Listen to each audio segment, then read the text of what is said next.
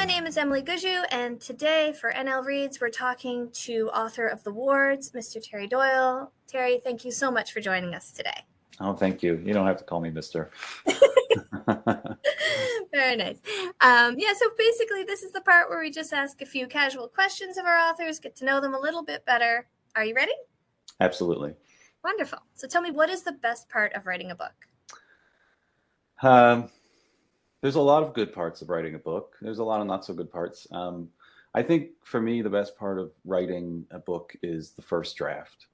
I really like the freedom of playing around in a first draft. I think that's, I think of writing a novel as art, and kind of tapping into that childhood wonder and is really why I do it. That uncertainty.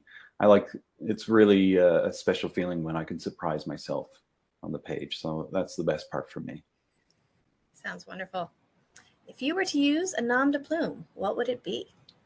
I don't think I would. I don't know if I'm copping out of that question, but I changed my name when I was 15 years old and took my mother's maiden name. So I don't think I'd change it again. Mm-hmm. I'm Terry Doyle. Very good. You've already made a strong statement. Yeah. Wonderful. Can you tell me about the first story you ever wrote? I probably wrote stories as a kid, and I'm sure my mom could remember the details of some of them. I don't. But the first thing I wrote when I decided again that I was going to write, that I was going to do it and try and be serious about it, was a piece of flash fiction. I remember I wrote it in Fixed Coffee, the shop that was downtown, and it was called Shudder, about a frustrated tourist on a boat tour with her family. And it was published in this little chapbook series that was short-lived in St. John's. It was called Free Frame, and Joanna Barker used to create it. It was really a shot in the arm for me at the time. I would say. Sounds great. If you could meet your characters, what would you say to them?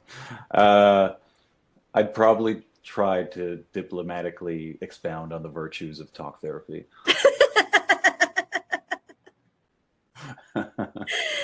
Yeah. Sounds good. They could probably use it. I mean, who couldn't, really? Yeah, I mean, it's good for everyone. Everyone needs to chat. But some of these guys, especially. Who would you cast in a movie of your book? I would be so ecstatic that my book was being made into a movie, and whoever they cast would be fine with me. But I thought about this a little bit, and I think the best answer is probably the Muppets. All right, like Al would be Kermit, and Gussie would be Robin, and Miss Piggy would be Gloria. There's very few female Muppets, which is that's the problem. Yeah, kind of weird. But you need one like human characters, and I think that would be Mark, because Mark brings the most pathos to the novel. I think so. That would probably be Percy Hines White, which is Joel Hines' son. Joel. Oh, okay. Very White. Lovely. I love that answer. I want to redo all the interviews now. Wouldn't that be great? Which Muppets would you cast? That's fantastic. Okay. Do you want to tell me about your favorite all-time book, or maybe even just what you're reading now? I can do both, I suppose. The favorite changes all the time, but I think the one that I've reread the most and that always comes to mind first is a book called Long Time No See by Dermot Healy. He's an Irish writer. He's dead now. I found it at a book sale, the huge book sale that they had at the Remax Center. I found it there, and it's phenomenal. I love it. Very quiet, but also really moving. Right now, I'm reading Homesickness and Young Skins by Colin Barrett, because I'm going to Toronto next week to do a reading with Colin. And I'm also reading a collection of essays from the Dublin Review called Show Your Work, which is really great. Sounds good. I'm not a multiple book reader myself. I have to do it one at a time. I'm too impatient to stick with one at a time.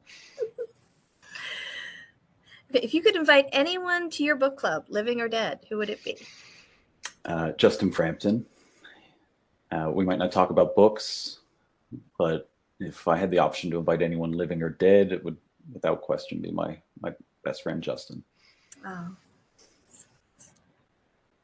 Who has been your biggest supporter? Allie Doyle for everything not book related, and my friend Amy Donovan, who's been my first reader for years and always has to slog her way through my messy first drafts and does so graciously and generously. It's wonderful. So what does the title mean to you? And did you consider other titles?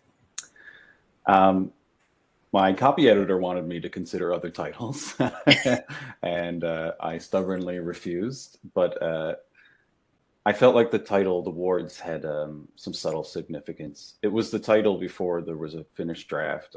I don't know where exactly it came from. I guess I was thinking like Wards of the State. But I think it's a surname, and it's a surname from the town I'm from, though it has nothing to do with those people. But it also hints at care and duty and role models, and perhaps also like physical spaces, like a hospital ward, things like that. So I felt it worked. I wanted to keep it, even though it kind of sounds like The Words if you just say it out loud, which is a terrible title for a novel. Yeah, I Googled Terry Ward so many times looking this book up. Yeah. Doing that. I've gotten Facebook friend requests from people with the last name Ward a lot. Don't know about that. Yeah. So tell me about your favorite childhood book. I didn't really read much as a child. Books didn't really become important to me until I was a young man. So I don't really have one that I could point to. Mm-hmm. How about a book that made you cry?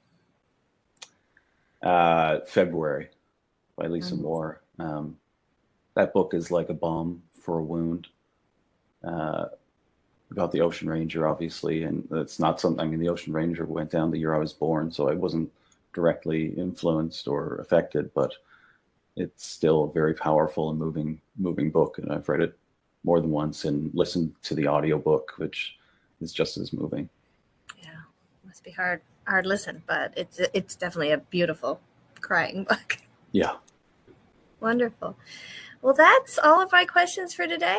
Thank you very much for joining us and showing us a little of yourself. Oh, thank you so much for having me, and good luck to the other writers and the other authors for the competition. Thank you.